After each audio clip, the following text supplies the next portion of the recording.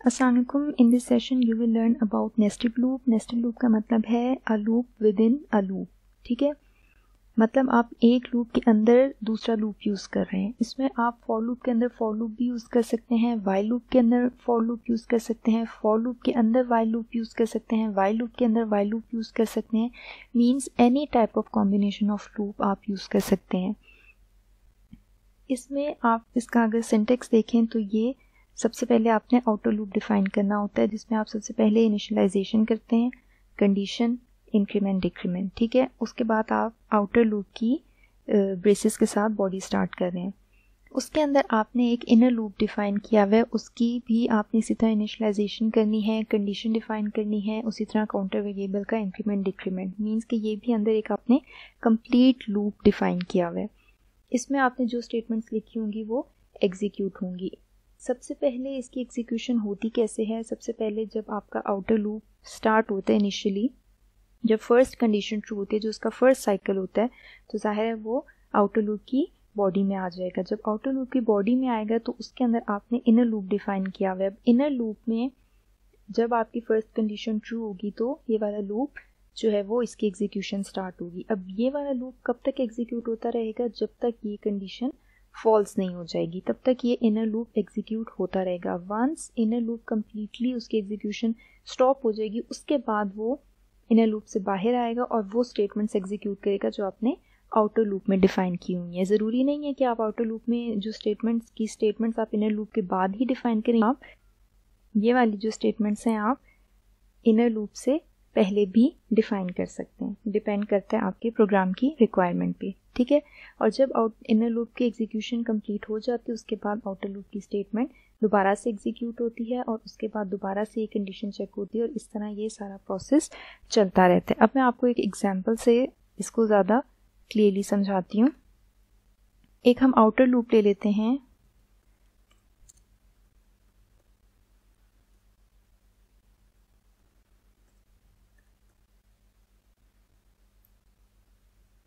Outer loop लिया है मैंने, उसको 0 से इनिशियलाइज कराया है।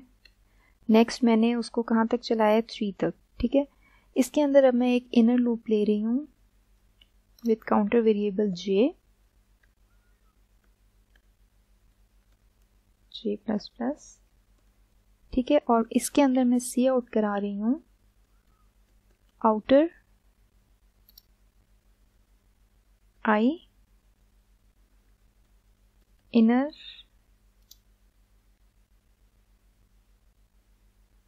जे एंड एन। ठीक है, यहाँ पे इन दोनों की ब्रेसेस क्लोज हो गई हैं। अब अगर आप इस प्रोग्राम को रन करके देखें, ये देखें, थोड़ी सी स्पेस दे देते हैं ताकि ज़्यादा क्लियर हो जाए।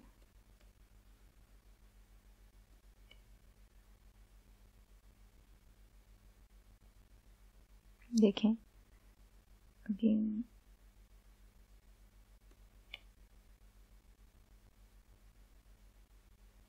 ये देखें, ये आउटर वाले लूप की वैल्यूज़ यहाँ पे डिफाइन हो रही हैं और यहाँ पे इनर वाले की हो रही हैं। ये वाली सारी आउटर की हैं और ये वाली इनर लूप की वैल्यूज़ हैं। ठीक है, अगर हम इसका ड्राई रन करें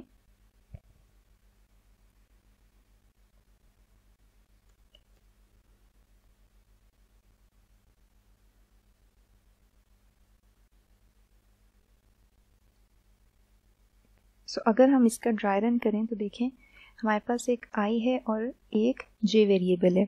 इनिशियली आप देखें आपने आई को 0 से स्टार्ट कराया है, तो आई में हम यहाँ पे इक्वल्स टू 0 कर लेते हैं। जब ये वाली आई में वैल्यू 0 है, ये कंडीशन ट्रू है, तो वो इस आउटर लूप की बॉडी के अंदर आ गए। ठीक है, अंदर आपने जे के साथ एक लूप स्टार्ट किया हुआ है जिसमें जे की भी वैल्यू इनिशियली 0 है, ये कंडीशन भी ट्रू है, तो जे में आपके पास क्या वैल्यू स्टोर हो जाएगी? जे इक्वल्स टू 0।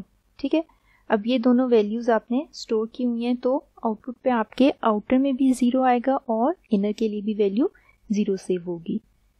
अभी हम इनर लूप में ही हैं, जे में 1 का इंक्रीमेंट होगा, जे की वैल्यू आपके पास हो जाएगी 1।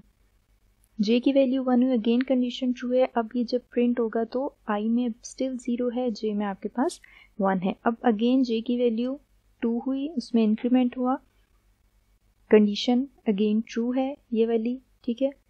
अब आपने चेक किया आई की वैल्यू यहाँ पे 0 ही है स्टिल और जे की वैल्यू 2 है।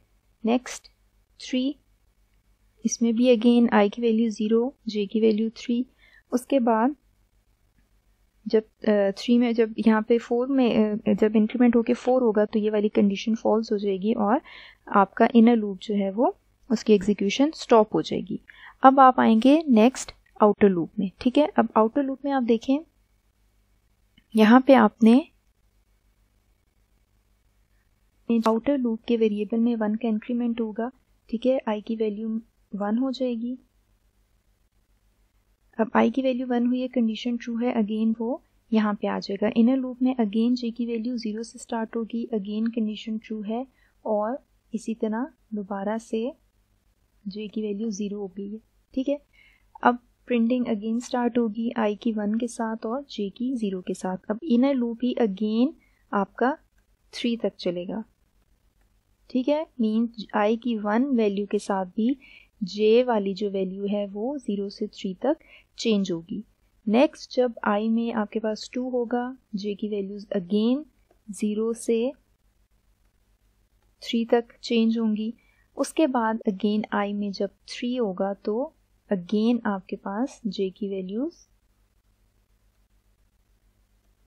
चेंज होंगी, ठीक है।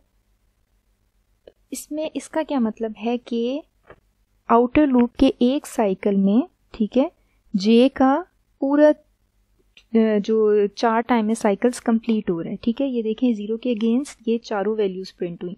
फिर आउटर लूप के सेकंड साइकिल में अगेन इनर लूप की ये चारों वैल्यूज प्रिंट हुई। फिर आउटर लूप के थर्ड साइकिल में जब उसकी वैल्यू 2 थी, अगेन जे की सारी वैल्यूज चेंज हुई। फिर आउटर लूप के जो फोर्थ साइकिल है इसमें भी जे की सारी वैल्यूज जो है वो सारे साइकिल्स रन हुए हैं और उसने 0 से 3 तक प्रिंट कराया है। तो इस तरह से आपके नेस्टेड लूप की जो है वो एग्जीक्यूशन होती है।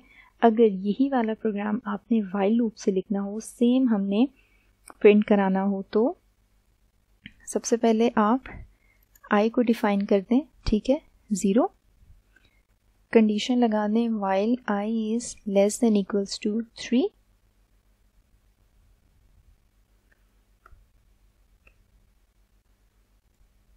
ठीक है। इसके अंदर आप वाइल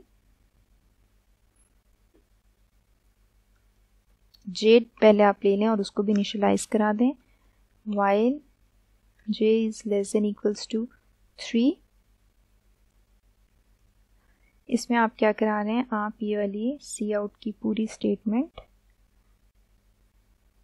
प्रिंट करा रहे हैं, ठीक है। और इसके बाद जे में आप इंक्रीमेंट करें। जब ये इनर लूप आपका फिनिश हो जाएगा तो उसके बाद आप आई में इंक्रीमेंट कराएंगे, ठीक है। तो ये सेम वही कोड जो है वो नेस्टेड वाइल लूप के साथ मैंने लिखा है, ठीक है। वही आउटपुट आपके पास आ गया जो आपके पास नेस्टेड फॉर लूप से आ रही थी। अच्छा, इसके बाद हम एक एग्जाम्पल करते हैं। क्वेश्चन गिवन है हमारे पास, write a program that inputs height of triangle and displays a triangle of characters. For example if user enters 5 it displays the following. अच्छा, इन्होंने अब हमें एक पैटर्न दिया हुआ है जिसमें हमने अल्फ़ाबेट्स को प्रिंट कराना है। कैसे प्रिंट कराना है, एक ट्राइंगल की फॉर्म में, और उसकी हाइट जो है ट्राइंगल की मीन्स के उसकी नंबर ऑफ रोज जो है वो यूज़र डिफाइन करेगा। जैसे कि इसमें अगर यूज़र ने 5 एंटर किया है तो ये देखें 5 रोज हैं, 1 2 3 4 5, ठीक है। और इसमें आपने अल्फ़ाबेट्स को प्रिंट कराना है ABCDEFGHIJKLMNO, ठीक है। नॉर्मली जैसे वो हमारे पास अल्फ़ाबेट्स हैं उसी तरह से प्रिंट कराना है। लेकिन इसमें क्या है कि हर न्यू रो में एक अल्फ़ाबेट का मतलब एक अल्फ़ाबेट आपके पास एक्स्ट्रा आ रहा है। जैसे ऊपर 1 है तो नीचे 2 हैं, फिर 3 हैं, फिर 4 हैं, फिर 5 हैं। अच्छा, इसको अगर हम लूप से ट्राई करें, सबसे पहले हमें पता है कि यूज़र ने हाइट एंटर करनी है, ठीक है। इसमें एक वेरिएबल ले लेते हैं n,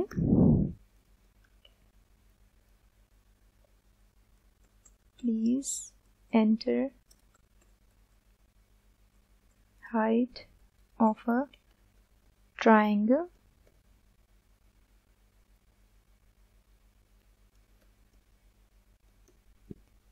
सीन करा लेते हैं हम n को। अच्छा, ये जो पैटर्न्स वाले होते हैं इनमें जो आपका आउटर लूप होता है वो हमेशा आप नंबर ऑफ रोज के लिए लगाते हैं। मींस कि हमें पता है कि हमने जो आउटर लूप है वो 1 से लेके कहाँ तक चलाना है, जहाँ तक जो यूज़र ने हाइट एंटर की होगी, ठीक है। तो हम आउटर लूप डिफाइन कर देते हैं।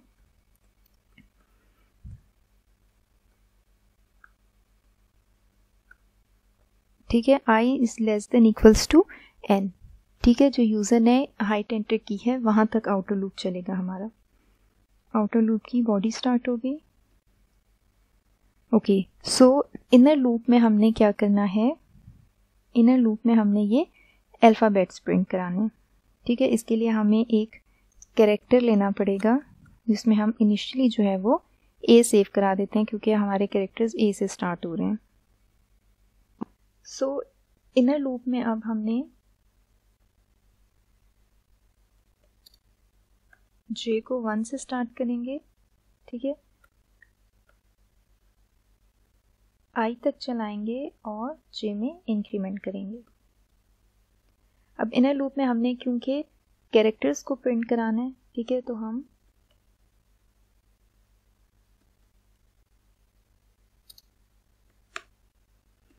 इसके बाद हम कैरेक्टर में भी इंक्रीमेंट करेंगे। कैरेक्टर में क्यों इंक्रीमेंट करेंगे, क्योंकि ज़ाहिर हमने a b c d इस तरह से प्रिंट कराना है। तो जब a के आस की वैल्यू में 1 का इंक्रीमेंट होगा तो वो b फिर c फिर d इस तरह से होता जाएगा।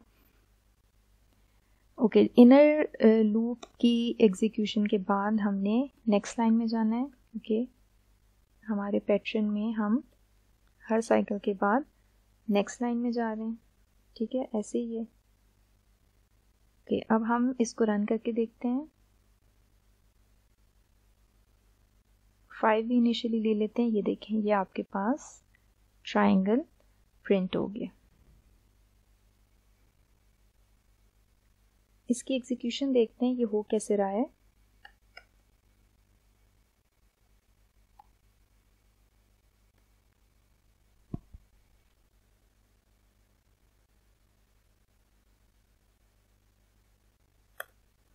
ये देखें, इनिशियली कैरेक्टर में आपके पास a है, ठीक है, और n में आपने यूज़र से हाइट ले ली है, ठीक है। फॉर एग्जांपल n में यूज़र ने 5 एंटर किए, i की वैल्यू इनिशियली 1 है, इनर लूप में आ गए, j की वैल्यू भी इनिशियली 1 है।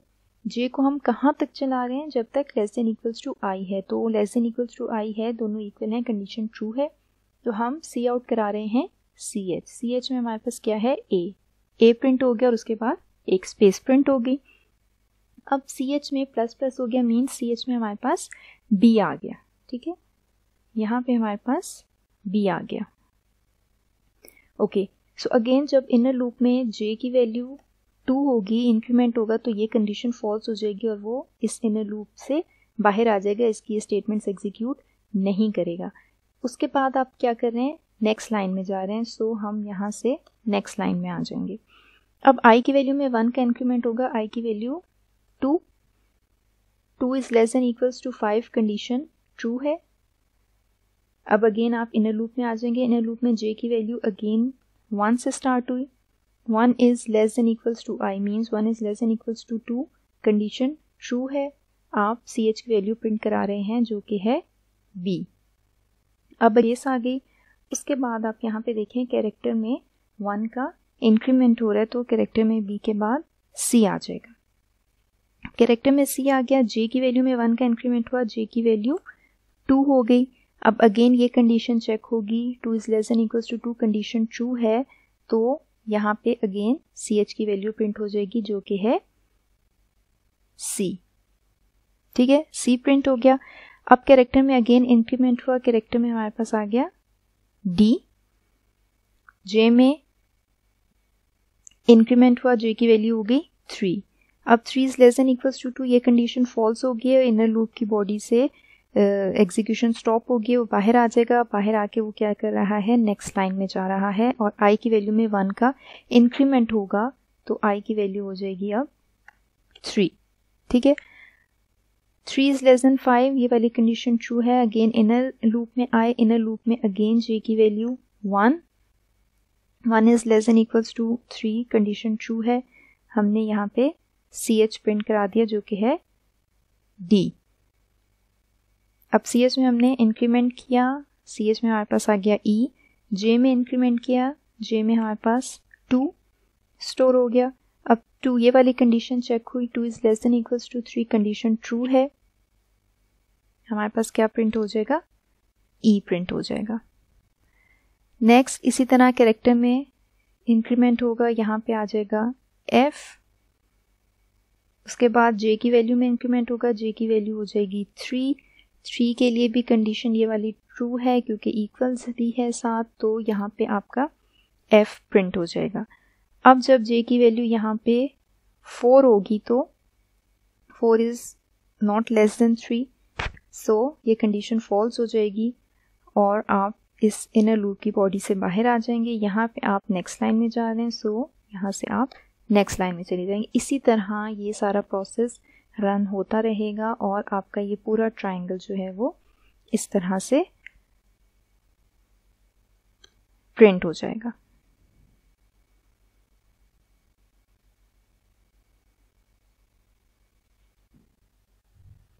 Okay, so we have another question, write a program that displays the following shape using nested for loop। अब ये हमारे पास एक पैटर्न बना हुआ है, इसको हमने ड्रॉ करना है। इसमें देखिए हमारे पास नंबर ऑफ रोज कितनी हैं, 1 2 3 4 5, ठीक है। तो आउटर लूप हमारा 5 टाइम्स चलेगा।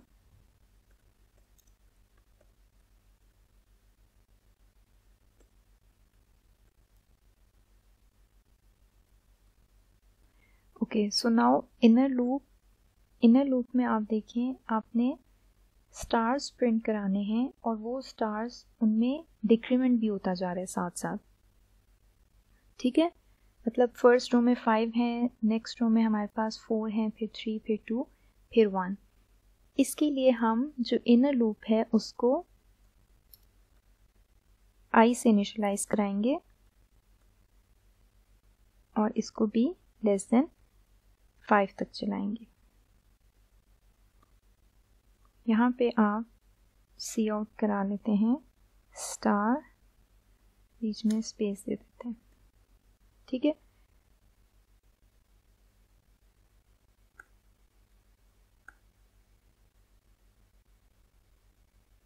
और आउटर लूप में हम नेक्स्ट लाइन में चले जाते हैं। ओके, सो इसको रन करके देखते हैं। ये देखें ये वाला हमारा पैटर्न एग्जैक्टली वैसे ही प्रिंट हो गया है। इसमें क्या हो रहा है, इसमें देखें इनिशियली जब I की वैल्यू आपके पास 0 है, ये वाली कंडीशन चेक की, कंडीशन ट्रू है। जब इनर लूप में आप आए तो J को आपने किससे स्टार्ट किया है, I से, क्योंकि I की वैल्यू 0 है तो J की वैल्यू भी 0 होगी और ये कंडीशन भी ट्रू है। तो मीन्स कब तक ट्रू होगी, ज़ाहिर है 5 टाइम्स ट्रू होगी, 0 से 5 टाइम्स, तो आपके पास 5 टाइम्स ये वाला स्टार जो है ये प्रिंट हो जाएगा। उसके बाद आप नेक्स्ट लाइन में चले जाएंगे, ठीक है। नेक्स्ट लाइन में आ गए। अब नेक्स्ट लाइन में जब I की वैल्यू आपके पास यहाँ पे इंक्रीमेंट होके 1 हो जाएगी तो अब J की वैल्यू भी 1 से स्टार्ट होगी और अब वो 1 से 4 तक चलेगी, मीन्स 4 टाइम्स चलेगी। तो 4 टाइम्स आपकी ये स्टार्स प्रिंट होंगे, ठीक है। उसके बाद अगेन आप नेक्स्ट लाइन में आ गए, यहाँ पे आप नेक्स्ट लाइन में आ गए। अब I की वैल्यू आपके पास 2 हो जाएगी तो J को भी आप I से इनिशियलाइज करा रहे हैं, J भी 2 से इनिशियलाइज होगा। तो अब वो जो है वो उसने 2 से लेके 4 तक जाना है, तो वो 3 टाइम्स 2 3 4 3 टाइम्स चलेगा और आपके पास ये 3 स्टार्स प्रिंट हो जाएंगे। इसी तरह से ये आपका पूरा पैटर्न इसको फॉलो करके प्रिंट हो जाएगा। सो इस तरह नेस्टेड लूप के थ्रू आप बहुत सारे डिफरेंट पैटर्न्स बना सकते हैं। सो आई होप इस सेशन में आपको नेस्टेड लूप का कॉन्सेप्ट और उसका यूज़ क्लियर हो गया होगा। Thank you.